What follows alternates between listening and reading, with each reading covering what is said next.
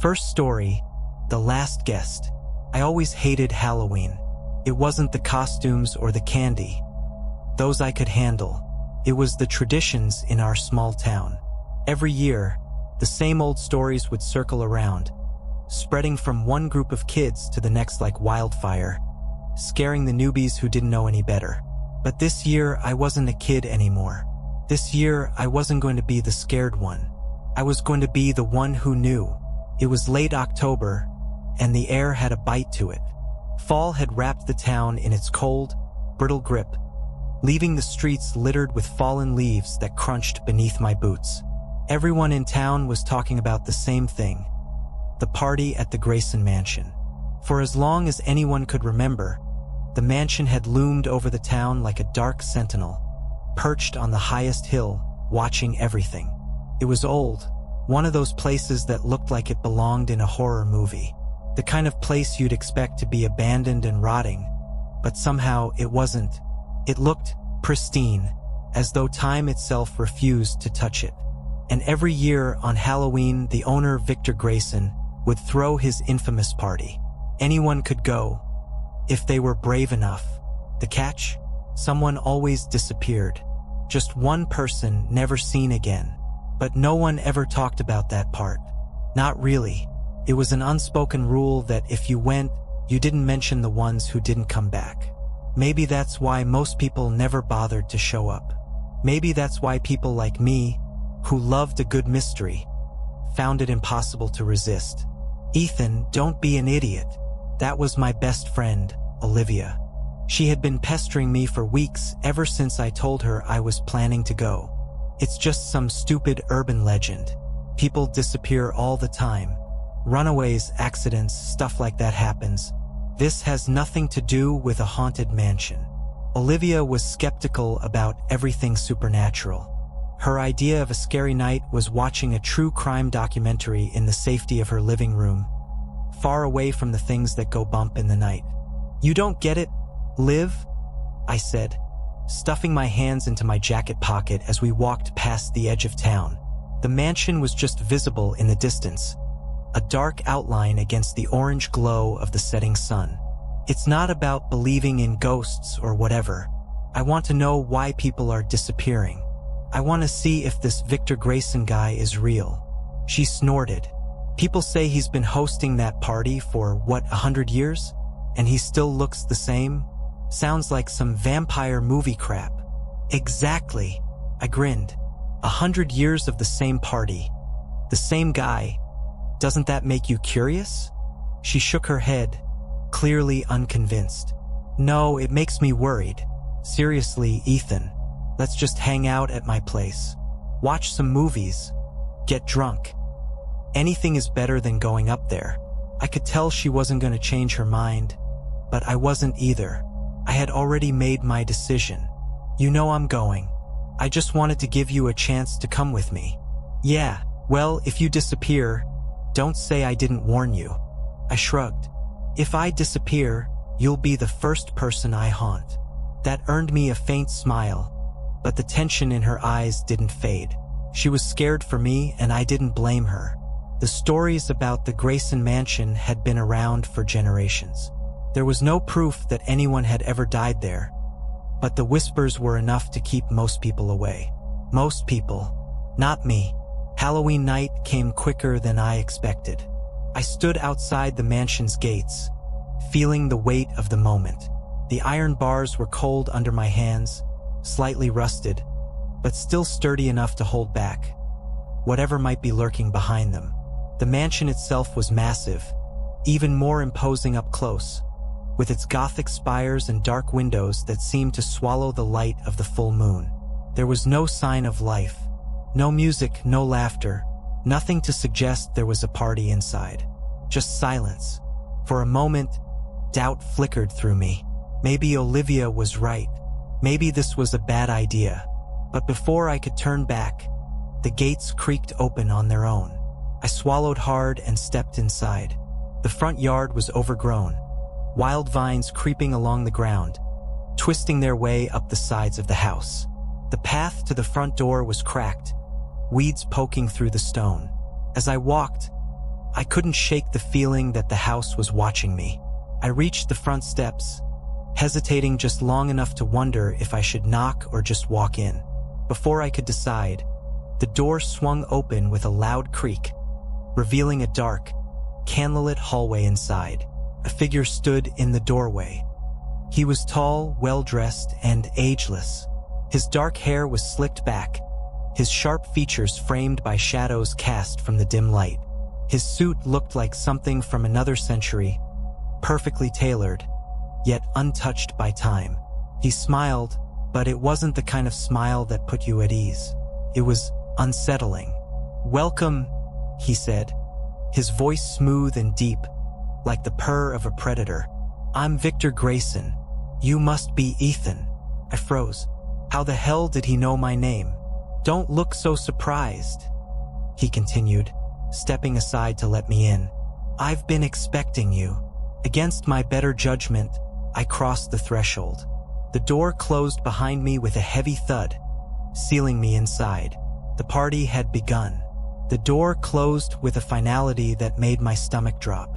The air inside the mansion was colder than outside, despite the dozens of candles flickering along the walls. The scent of wax and something musty, like old wood, filled my nose. The hallway stretched on, dark and narrow, lined with portraits of people who seemed to be watching me, judging, waiting. Victor Grayson stood by the door, his unsettling smile still plastered across his face. "It's not often we get someone as curious as you," he said, his eyes never leaving mine. There was something ancient in the way he looked at me, like he'd seen far more than any person should. "Yeah, well," I swallowed hard, trying to act like I wasn't creeped out. "I've heard a lot of stories about this place." Victor nodded, his expression unreadable. "I'm sure you have, but stories often get the details wrong." Before I could respond, there was a sound from deeper inside the mansion. Laughter, faint, distant, but unmistakable. For a moment, I felt a bizarre sense of relief. Other people were here. I wasn't alone. "Your fellow guests are already enjoying themselves," Victor said, motioning for me to follow him. "Let's not keep them waiting." I hesitated for just a second before trailing behind him, my footsteps echoing off the marble floors. As we moved further into the mansion, the hallway opened up into a grand foyer. A crystal chandelier hung above, casting fractured light over everything. The walls were adorned with more paintings, but these were different, larger, more detailed. They depicted grand parties, masked balls, elegant dinners. Each one showed groups of people dressed in extravagant clothing, their faces lit up with joy. But there was something off about their eyes. Something hollow. "Impressive, isn't it?" Victor's voice cut through my thoughts. I glanced at him. "Yeah, how long have you lived here?" Victor gave a soft chuckle. "Longer than I care to admit." There was something cryptic in his tone, but before I could ask, a door to the left of the foyer opened, and a man and woman stepped out, both dressed in costumes. The man wore an old-fashioned tuxedo with a black mask, while the woman's dress looked like something out of the 1920s, all glittering sequins and feathers. They both smiled when they saw me, but their eyes, just like the portraits, didn't quite match the warmth on their faces. "You must be Ethan," the woman said brightly, stepping toward me. "I'm Charlotte, and this is Daniel." Her hand felt cold as she shook mine, though she didn't seem to notice. "You're just in time. The night's only beginning." I forced a smile, the hairs on the back of my neck standing up. Something about this place felt wrong, but I couldn't put my finger on it. "Thanks. I didn't think there would be so many people." Daniel laughed, a dry, brittle sound. "There are always plenty of guests," he said, his voice low and smooth. "Some stay longer than others." Victor shot him a look, one I couldn't quite interpret, before stepping between us. "Why don't we join the others in the ballroom?" He led the way, and Charlotte looped her arm through mine as we followed. Her grip was firm, almost too firm, as if she was making sure I didn't stray. My mind was racing, trying to remember all the stories I'd heard about this mansion, about Victor, about the disappearances. Every year, someone vanished, never to be found. Was it random, or was there a reason behind it? The ballroom was massive. Crystal chandeliers hung from the ceiling, casting golden light over the polished floors. The walls were lined with mirrors, reflecting the dancers moving in elegant patterns across the room. I counted at least a dozen people, all dressed in period costumes, twirling and laughing as if they'd stepped out of another era. It was surreal, and despite the apparent festivity, the whole thing felt staged, like an elaborate performance just for my benefit. The music, classical, haunting, played from somewhere unseen, but it was out of sync with the movements of the dancers. A beat too slow, or maybe a beat too fast. It made my skin crawl. Victor gestured toward a long table set against the far wall. It was covered in lavish food, roasted meats, exotic fruits, decanters of wine. Please help yourself. The party is for you after all. I frowned. For me? He smiled again, and I swore I saw his eyes flash. For all of our guests, of course. Charlotte tugged me toward the table, her grip tightening. You must try the wine, she whispered, her lips close to my ear. It's to die for. Something in her voice made me shiver. But I didn't want to draw attention, so I poured myself a glass, lifting it to my lips. The wine was dark, almost black in the low light, and smelled faintly of something sweet and metallic. I hesitated, but Charlotte was watching me, expectant. I took a small sip. It was rich, warm as it slid down my throat. For a moment, it felt comforting, but there was an aftertaste I couldn't place. Something that lingered, bitter and strange. I put the glass down, trying to shake off the unease that had been building since I walked through the gates. So, what's the deal with this place? I asked, trying to sound casual. I've heard a lot of rumors. Charlotte giggled, but there was no real humor in it. Rumors are just that. Stories to keep people entertained. Victor stepped closer, his presence commanding the room. The Grayson mansion has many stories attached to it. Some true, some embellished. But the part about people disappearing? Pressed. That's true, isn't it? The air in the room seemed to grow colder, and the music faltered for just a second. Victor's smile didn't waver, but there was a sharpness in his eyes now, a predatory gleam. Every party needs a little mystery, don't you think? The answer didn't sit right with me, and I could feel my pulse quicken. I glanced around the room at the other guests, most of whom were still dancing or mingling, completely unbothered. How could they not feel the tension, the wrongness of this place? As if reading my thoughts, Victor leaned in close. You came here looking for answers, didn't you, Ethan? I swallowed hard, my throat suddenly dry. Yeah, I guess I did. Then you'll have them, he whispered, his voice almost too soft to hear. But only if you play the game. I stared at him, confused. Game? What game? Victor straightened, his smile widening. A simple one. All you have to do is stay. Stay until the end of the night, and you'll have all the answers you're looking for. I opened my mouth to argue, but something stopped me. Maybe it was the way Charlotte was watching me, or the way the other guests had all seemed to stop and were now staring at us, their eyes gleaming in the candlelight. There was no way out of this. Not anymore. What happens if I leave?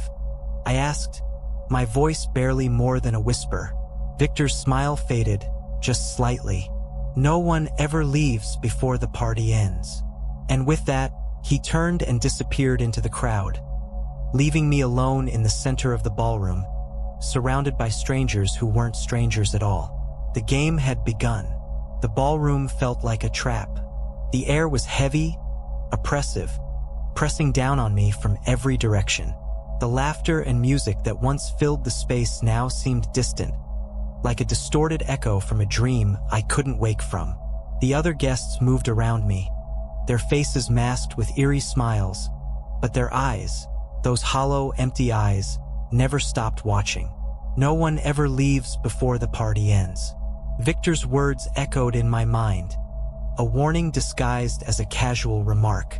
I knew then what this was. This was no ordinary party. This was a game of survival. I backed away from the center of the room, trying to think. The exits were nowhere in sight. The grand ballroom stretched impossibly long now. The doors I'd entered through vanished as though they'd never existed. The walls themselves seemed to shift, as if the house was alive, bending to Victor's will. "You look pale, Ethan." It was Charlotte's voice again, soft and mocking. She was standing beside me, too close. Her cold fingers brushed my arm, sending a shiver through me. "Why don't you enjoy the party? It's just getting started." I jerked away, my heart pounding. "What is this place?" She smiled, tilting her head as if the answer was obvious. "It's exactly what you came for. You wanted answers, didn't you?" Before I could respond, Daniel appeared beside her, his dark eyes glinting with a malevolent light. "You're part of the story now, Ethan. You can't run." I took a step back, scanning the room for any sign of escape. The crowd of guests had shifted. They were no longer dancing, no longer laughing. They stood perfectly still, all facing me now, like puppets waiting for their master's command. Panic clawed at my chest. I needed to get out, but how? The mansion was a maze, and nothing about it made sense anymore. Every door I tried led me deeper into its grasp, and the windows, if there ever were any, had disappeared entirely. I turned on my heel and ran, pushing through the crowd. Their cold hands brushed against me as I passed, but they didn't try to stop me. It was as if they were letting me run, enjoying the chase. The hallway stretched before me, impossibly long, the walls narrowing, twisting, until I wasn't sure which direction I was going anymore. Behind me, I heard footsteps, slow, deliberate, not rushing, just following. They didn't need to hurry. My breath came in ragged gasps as I rounded a corner, finding myself in a different part of the mansion. It was quieter here. No music, no laughter, just the oppressive silence that seemed to swallow the sound of my breathing. The walls were lined with tall bookshelves, filled with old, leather-bound volumes.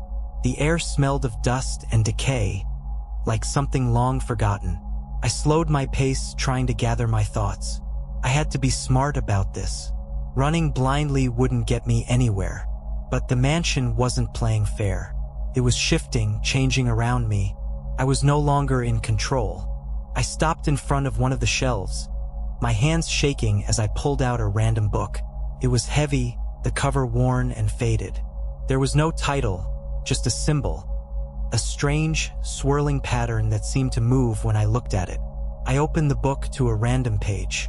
October 31st, 1899. The words leapt off the page. They were written in perfect cursive, and the ink looked fresh, as if the entry had been made recently. Victor Grayson hosts his annual masquerade tonight. As always, one guest will remain behind, never to be seen again. I blinked, my pulse quickening. I flipped through the pages, but they were all the same, entries from different years, all documenting the same event. The Grayson Mansion, the Halloween party, the missing guest. It went back over a century, each year marked by another name, another disappearance. Then I saw it, my name. October 31st, 2023. Ethan will be the last guest.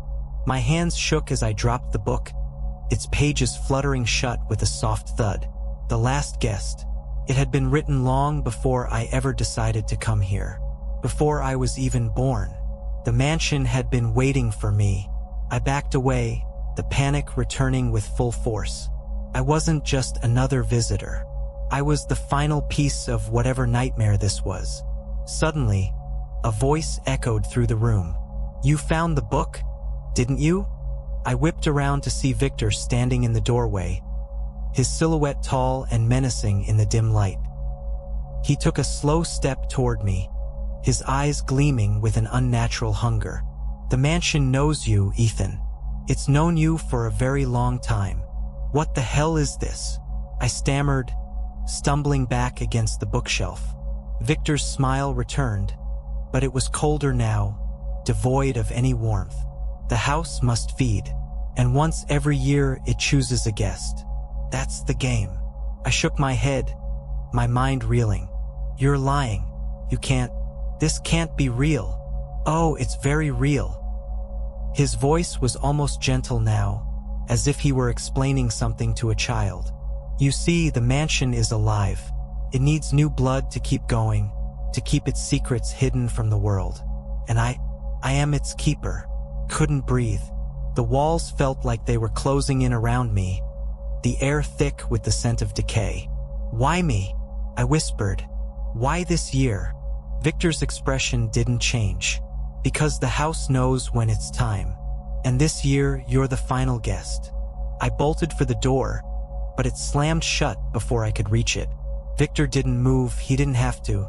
The house was doing his bidding. You can't escape, Ethan, he said, his voice echoing through the room. No one ever does. I spun around, frantically searching for another way out, but there was none. The bookshelves loomed over me, their shadows stretching across the floor like long, dark fingers. The room itself seemed to pulse, alive with some terrible, ancient energy. My heart raced, my mind spinning with fear. The final guest, the last one to disappear. I could feel the walls of the mansion closing in, as if the house itself was hungry, waiting for me to accept my fate. No, I muttered under my breath. I'm not going to die here. Victor's smile faded slightly, a flicker of disappointment crossing his face. You can fight it if you like, but the house always wins. I wasn't going to let that happen.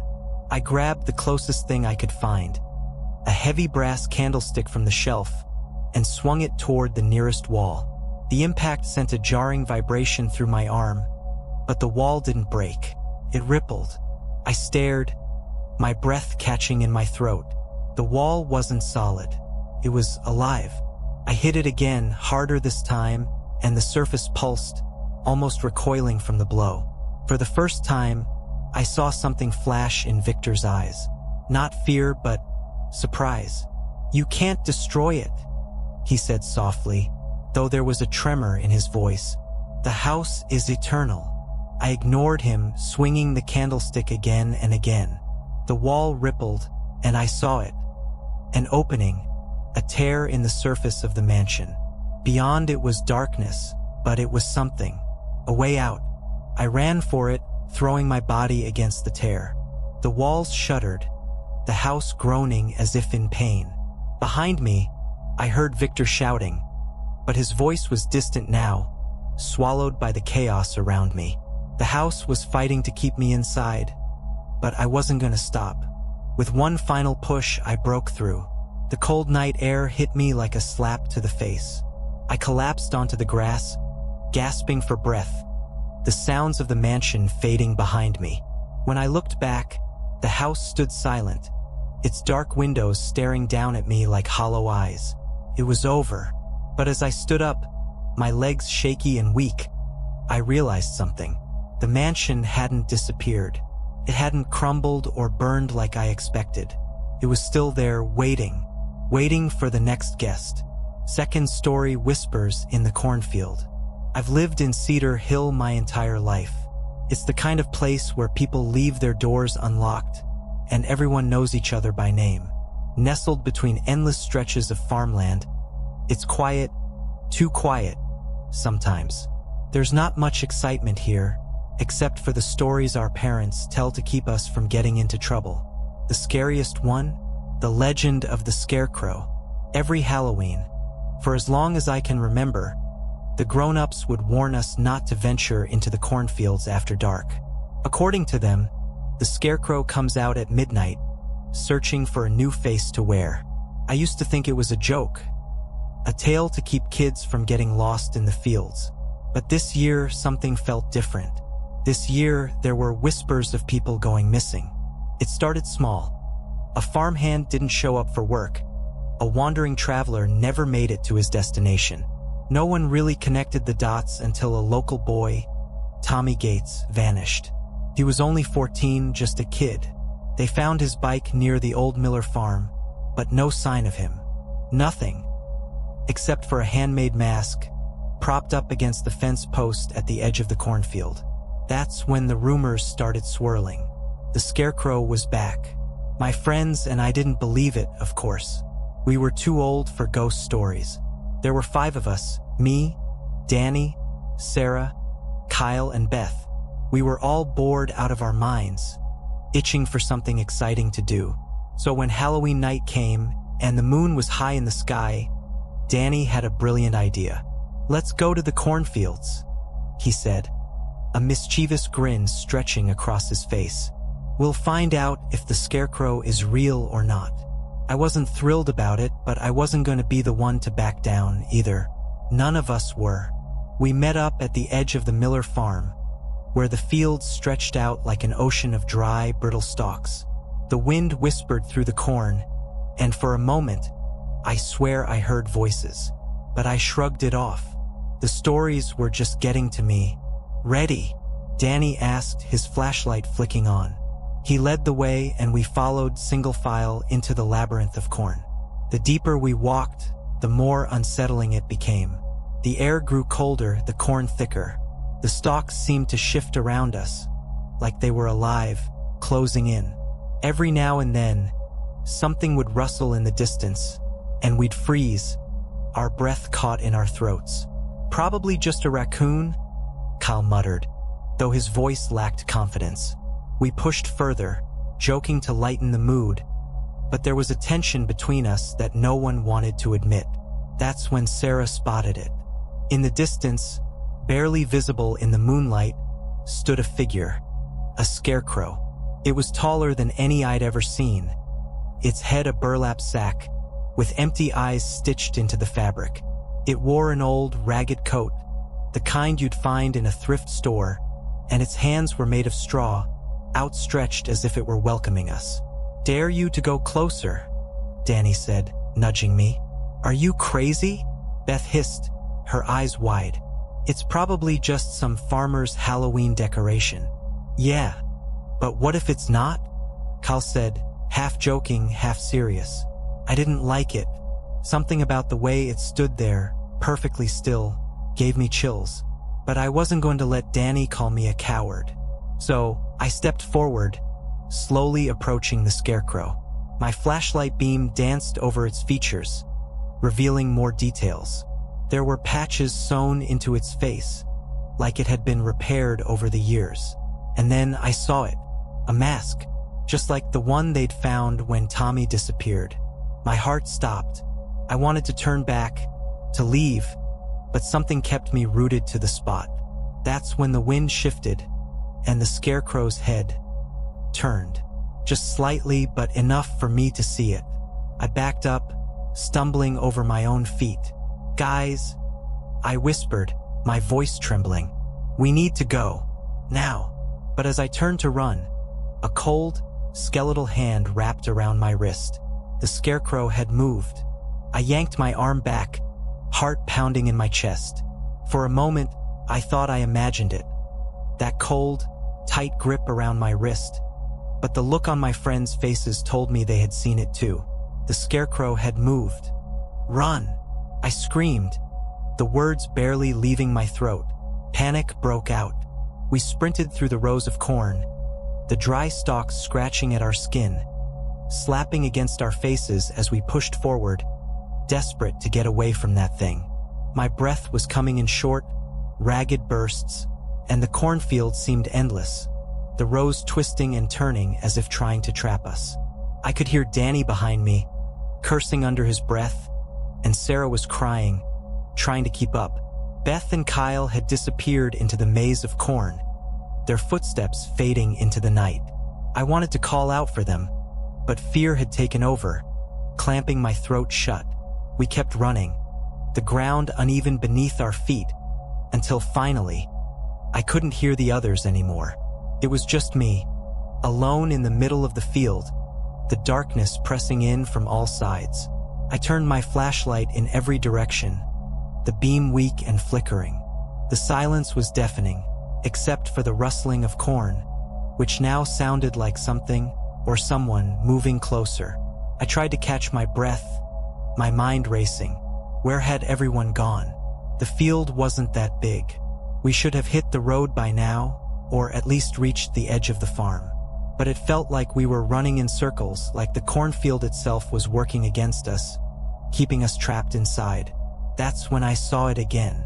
Standing just ahead of me, barely visible through the rows of corn, was the scarecrow. The moonlight caught its ragged coat, the outline of its burlap head unmistakable. This time it wasn't standing still. It was moving slowly, deliberately, its straw limbs creaking with each step. I stumbled backward, tripping over a root, falling hard onto the ground. My flashlight flew from my hand, its beam flickering out. The darkness swallowed me whole. For a few moments, I just lay there, paralyzed by fear, trying to make sense of what I had seen. Scarecrows don't move. They don't walk. They don't reach out and grab you. But I couldn't deny what had happened. I felt the cold touch of its hand. I saw it move. Scrambling to my feet, I fumbled for my flashlight, my fingers shaking as I clicked it back on. The beam illuminated the corn around me, but the scarecrow was gone. It had vanished, as if it had never been there at all. I took a deep breath, trying to steady myself. That's when I heard a scream. Beth's voice, coming from somewhere deeper in the field. I bolted toward the sound, my legs burning as I tore through the corn. My flashlight beam bobbed up and down as I ran, barely lighting the way. Beth screamed again, this time closer. I burst into a small clearing, my heart pounding, and there she was, standing in the center of the field, staring at something in the dirt. "Beth!" I shouted, rushing over to her. She didn't move, didn't turn to look at me. Her eyes were wide, her face pale as a ghost, and I followed her gaze down to the ground. That's when I saw it. A mask. Another one, identical to the one found when Tommy disappeared. It was lying there, perfectly placed at Beth's feet, like it was waiting for us. "It's not possible," she whispered, her voice barely audible. How did this get here?" I didn't have an answer. My mind was spinning, trying to make sense of it all. But before I could say anything, a cold gust of wind blew through the clearing, sending a shiver down my spine. And then I heard it. Footsteps. Slow, deliberate footsteps.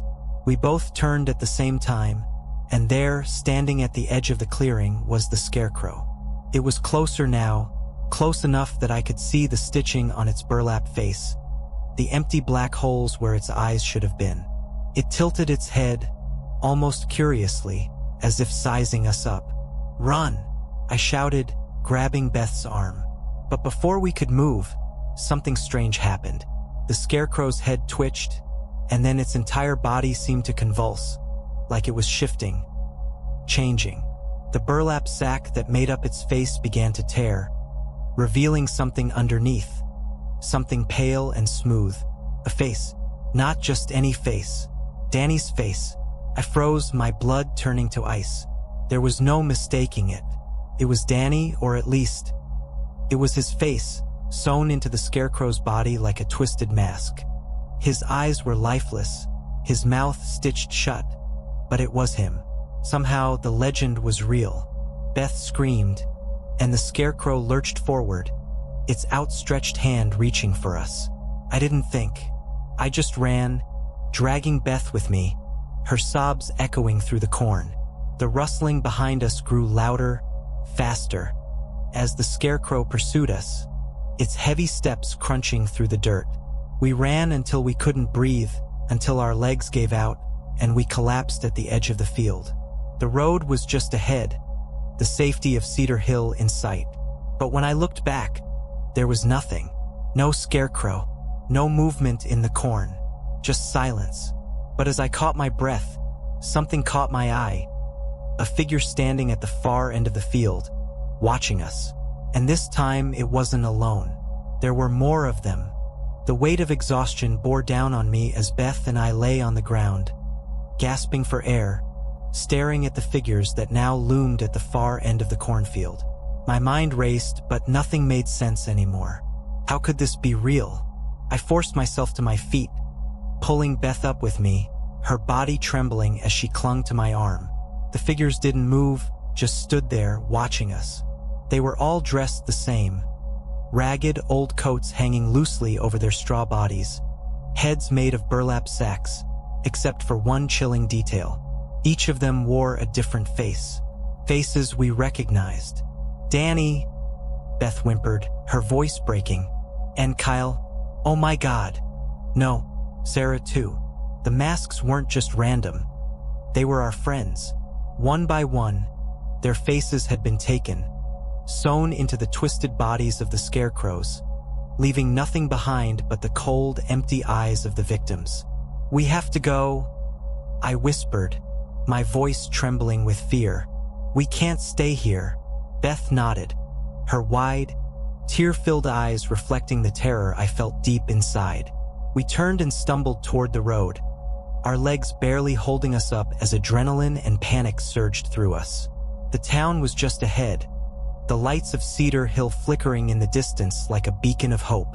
But before we could reach safety, a voice, a soft, familiar voice, called out from behind us. "Help me, please." I stopped dead in my tracks, my blood running cold. Beth froze too, her hand tightening around my arm. "Did you hear that?" she whispered, her voice shaking. I nodded, not trusting myself to speak. Slowly, we turned back toward the cornfield. The figures hadn't moved, but the voice came again, clearer this time. "Help me. It's so cold." It was Danny's voice. Beth broke away from me, running toward the field. "Beth, no," I shouted, chasing after her. But she was already sprinting back into the rows of corn, her desperate sobs echoing in the night. "Danny, Danny, where are you?" she cried, pushing through the stalks. I caught up to her just as she reached the clearing where we had seen the scarecrow, the one with Danny's face. But now the clearing was empty. No scarecrow, no faces, just silence, thick and suffocating. Beth spun around, frantic, her eyes scanning the darkness. "Danny, say something." "Beth, we have to go." I grabbed her arm, trying to pull her back toward the road. But she wouldn't move, her feet rooted to the ground as if she couldn't let go of the hope that Danny might still be alive. That's when the whispering started. Low at first, like the wind, but quickly growing louder, the voices swirling around us, taunting us. I couldn't understand what they were saying. Just fragments of words, overlapping, distorted, but they filled my mind with dread. And then, from the shadows, they emerged. The scarecrows, all of them, stepping out from between the stalks, their stitched faces grinning in the moonlight. They surrounded us, slowly closing in, their straw bodies creaking with every step. Beth backed into me, her breathing ragged. "What do we do?" she whispered. I didn't know. My mind was blank, paralyzed with fear. The scarecrows were inches away now, their hands outstretched, reaching for us. But something was different. This time, they didn't seem interested in killing us. No, they wanted something else. One of them stepped forward, the one with Danny's face. It reached up to its burlap head, its fingers trembling, and began to tear at the stitches holding the mask in place. As the mask came free, it fell to the ground, revealing nothing underneath. Just darkness, an empty void where Danny's face had been. The scarecrow bent down, picking up the mask and offered it to us, holding it out as if inviting us to join them. "Take it," a voice whispered. A voice that wasn't Danny's. It was older, more sinister, as if the field itself was speaking to us. Beth shook her head, her entire body shaking with terror. No, I can't." But I could feel it, the pull. The same pull that had lured us into the field, that had taken our friends one by one. It wanted us to stay, to join them. And then I realized the truth. The scarecrows weren't just monsters. They were victims. People like us, trapped, consumed by the curse of the field. They had once been human, But now they were nothing more than hollow shells, forced to wander the cornfield, collecting faces for eternity. I grabbed Beth's hand, pulling her away from the scarecrows, but it was too late. The whispering grew louder, filling my head, drowning out my thoughts. I could feel the darkness closing in, the cold fingers of the scarecrow brushing against my skin. "Run," I whispered, though I wasn't sure if I said it to Beth or to myself. "We have to run." But as we turned to flee, I felt something snap around my ankle. A thick, coarse rope, pulling me back into the field. I stumbled, hitting the ground hard, the breath knocked out of me. Beth screamed, trying to pull me up, but the rope was too strong, dragging me deeper into the corn. The last thing I saw before everything went black was the scarecrow's empty, stitched face looming over me, the mask of Danny's face lying in the dirt, and then nothing. The town of Cedar Hill never spoke of the disappearances again. People stopped asking questions. The fields remained untouched, overgrown with weeds, as if the land itself wanted to forget. But every Halloween, without fail, a new mask would appear at the edge of town. A silent reminder that the legend of the scarecrow wasn't just a story. And somewhere, deep in the cornfield, another face would join the harvest. Third story, the arrival of the sweets. Halloween had always been my favorite time of the year. Brookhaven came alive with glowing jack-o'-lanterns on every doorstep, and the air smelled of crisp autumn leaves and the promise of sugar. This year was supposed to be no different, yet there was a strange feeling lingering in the back of my mind. Something unsettling about the way the streets seemed quieter than usual, even with the decorations and excitement. The old factory at the edge of town had become a part of Halloween tradition. People said it was abandoned, but every October, without fail, boxes of the most delicious handcrafted candies were found neatly stacked outside its rusted gates. No one knew who made them or how they appeared, but no one really questioned it either. Every year, we accepted the mystery as part of the fun. This Halloween, though, the candies came differently. I was sitting in my room, finalizing my vampire costume, when I heard a soft knock on the door. My mom wasn't home, so I assumed it was one of my friends. Instead, I found a small, black box with an ornate red ribbon tied tightly around it.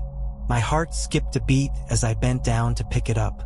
The box was cold, much colder than it should have been, as if it had been left outside in the freezing wind, except the night wasn't cold at all. I turned it over in my hands, looking for a card or note, but there was nothing, just the box. My phone buzzed in my pocket. "Tommy, did you get one too?" I quickly texted back. "Emily." "Yeah, who left it?" "Tommy." "No clue. We all got them." "Emily, did you open it?" "Tommy, not yet. Waiting for you guys." The fact that Tommy, Ryan, and Grace had also received identical boxes only added to the eerie feeling creeping up my spine. I gathered my things and headed over to Tommy's place.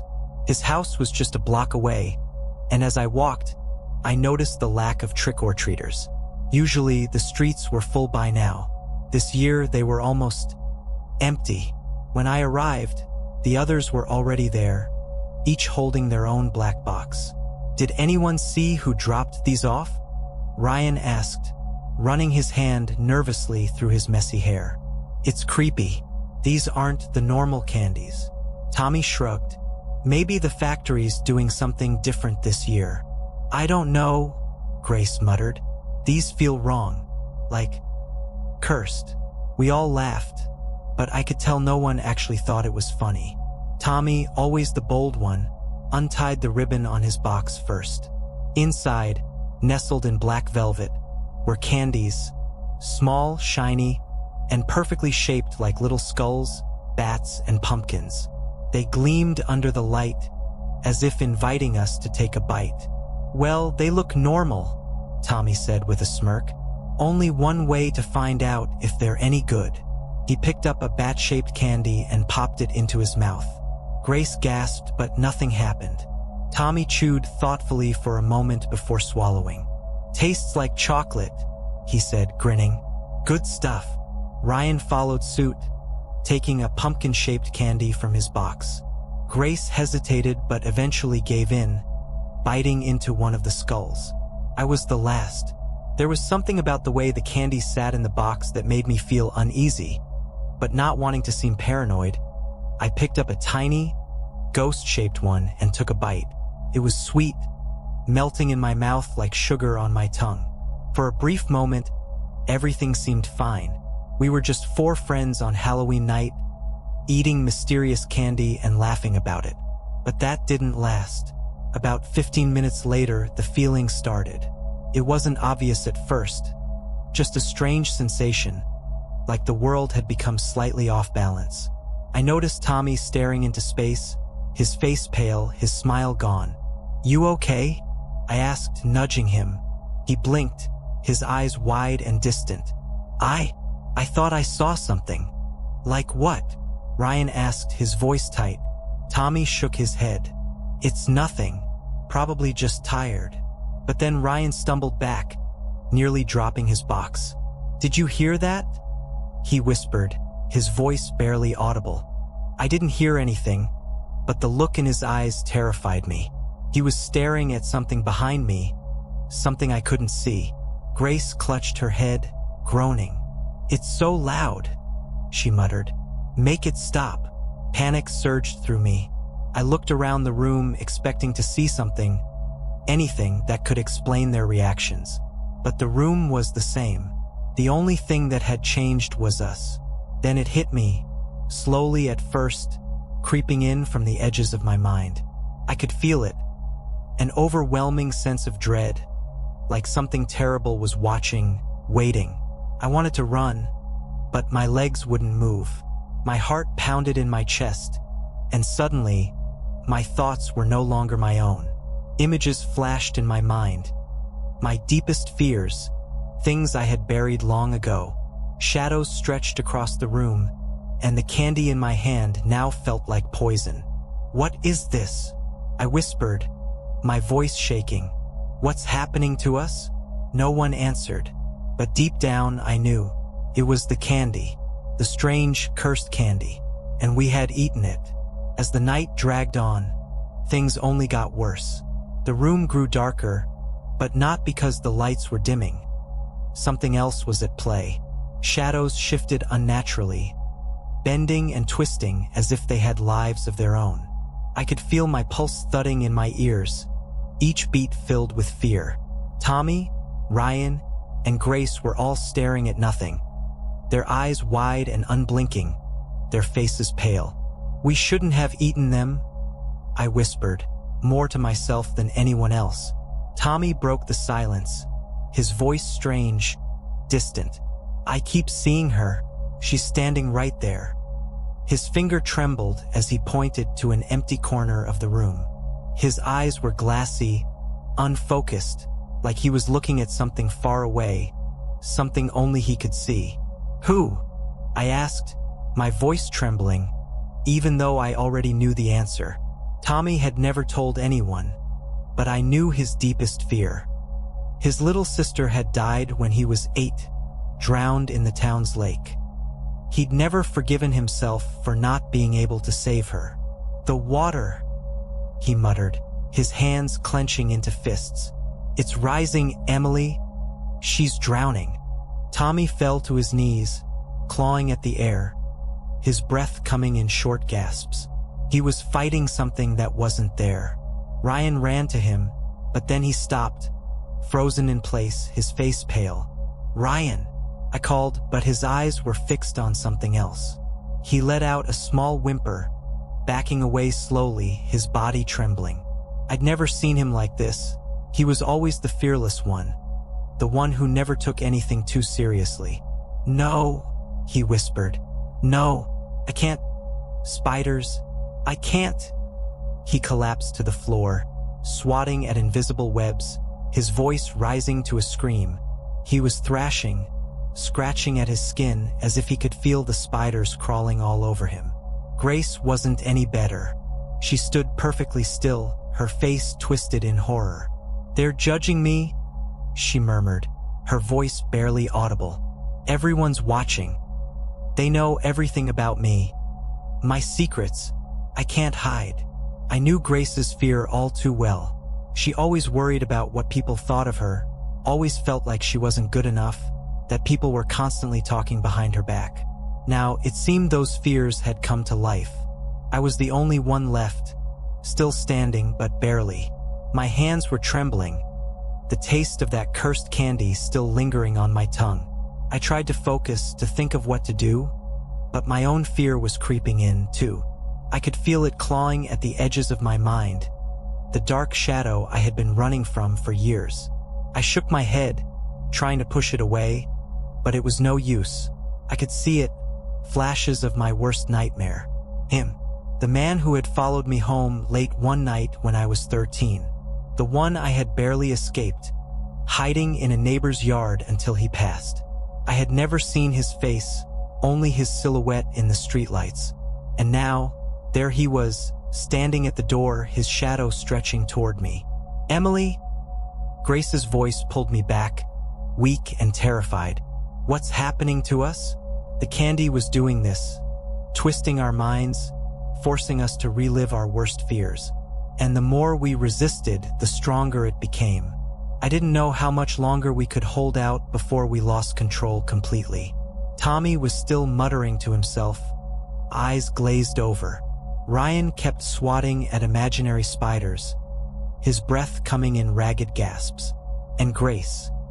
She had curled up in a corner, hands covering her face, whispering incoherently about people judging her, their eyes everywhere. "We need to get out of here," I said, my voice shaking, though I knew deep down that running wouldn't help. This wasn't something we could escape from. It was inside us now, twisting our thoughts, warping our reality. But we had to try. I grabbed Tommy's arm and shook him. "Tommy, snap out of it." His head jerked up, his eyes wild. For a moment, I thought I'd gotten through to him, but then he screamed. A blood-curdling, guttural scream that echoed through the room. His skin started to pale, his veins darkening, twisting beneath his skin like they were coming alive. He pushed me away, stumbling backward. I turned to Ryan and Grace, but they were no better. Grace's hair was turning white at the roots, spreading like frost, her skin growing thin and paper-like. Ryan's arms were covered in deep scratches where he had clawed at himself, his movements growing jerky and inhuman. It wasn't just their minds, their bodies were changing. Couldn't breathe. This was worse than I had imagined. Whatever the candy had done to us, it was happening too fast. They were becoming something else, something monstrous. I felt it then, too. My own body started to betray me. My muscles ached. My bones felt too tight inside my skin. I could feel my fear turning into something physical, something wrong. Desperate, I ran to the door, but when I turned the knob, it wouldn't budge. Locked. We were trapped inside Tommy's house, with no way out. My phone buzzed in my pocket, but my hands were shaking too much to pull it out. When I finally managed to look at the screen, there was a single message from an unknown number. "It's too late. The sweets are yours now." I stared at the message in disbelief. Who had sent it? And what did it mean? Before I could process it, I heard Tommy let out another scream, a horrible, inhuman sound. When I turned around, what I saw wasn't Tommy anymore. His body had twisted, his eyes glowing a sickly yellow, his teeth sharp and jagged. His face was barely recognizable, but I knew deep down that he was no longer my friend. Whatever we had become, it wasn't human anymore. And I knew then that if I didn't figure out how to stop this soon, we'd all be lost. I backed up against the door, my breath caught in my throat as I stared at what was once Tommy. His body twitched unnaturally, his head snapping toward me with a low, guttural growl. The yellow glow in his eyes seemed to pierce through the darkness of the room, locking onto me like a predator about to strike.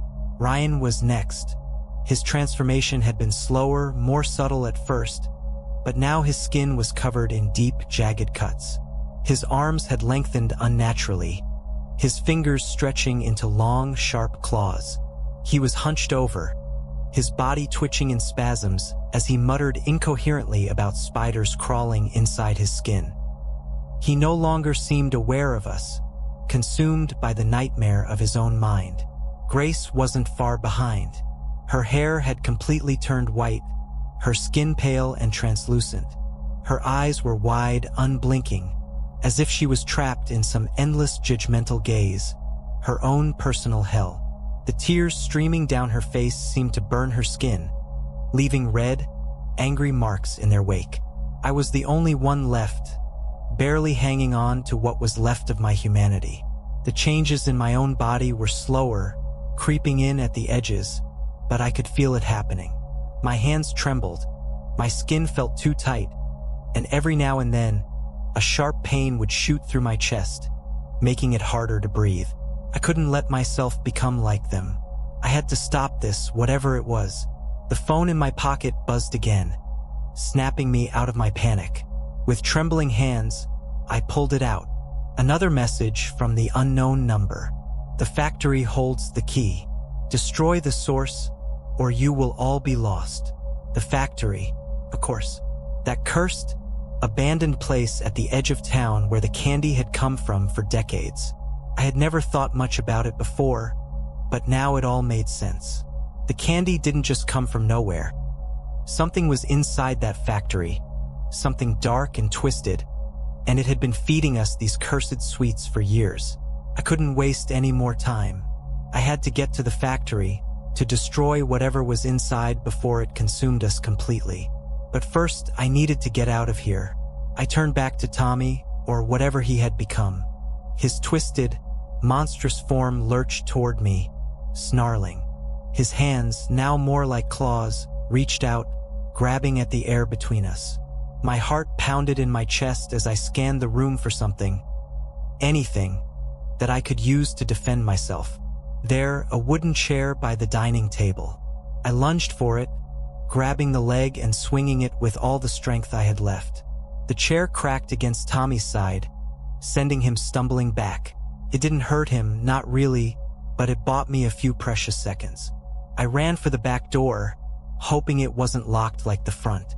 My hand closed around the doorknob, twisting it desperately. Relief washed over me as the door creaked open, and I bolted outside, into the cool night air. Behind me, I could hear Tommy's snarls and Ryan's mutterings, but they didn't follow me. At least, not yet. The factory wasn't far, but every step felt like a mile. My legs ached, my lungs burned, and my thoughts grew foggier with each passing minute. I could feel the candy working its way deeper into my mind, twisting my thoughts, trying to take control. By the time I reached the old factory gates, my vision was blurry, and the world around me seemed to warp and bend, as though I were looking through a funhouse mirror. The factory loomed ahead, dark and silent, its broken windows staring down at me like hollow eyes. I pushed open the rusted gate, the creak of metal echoing through the empty streets. The entrance to the factory was just ahead, the large wooden doors hanging slightly ajar. I hesitated for a moment, fear gripping me, but I couldn't turn back now. Inside, the factory was just as decayed and forgotten as it looked from the outside. Cobwebs hung from the ceiling, and the smell of dust and mildew filled the air. But there was something else. Something foul, something ancient that seemed to seep from the very walls. At the far end of the room, I saw it. An old, iron cauldron sitting in the center of the floor, glowing faintly with an unnatural light. Around it, strange symbols were carved into the floor. Symbols I couldn't understand, but that filled me with a deep, primal dread. This was the source of the candy, the source of the curse.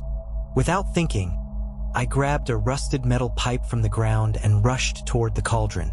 My vision swam as I approached, the world tilting dangerously, but I had to do this. I raised the pipe above my head and brought it down with all the strength I had left. The cauldron cracked, a sharp, ear-piercing sound reverberating through the room. The strange light flickered, and for a moment, I thought it was over. But then, from the cracks in the cauldron, a thick, black smoke began to pour out, swirling in the air around me. The smoke coalesced into a form, a figure made of darkness, its eyes burning red with malice. It spoke, but the words weren't in any language I understood.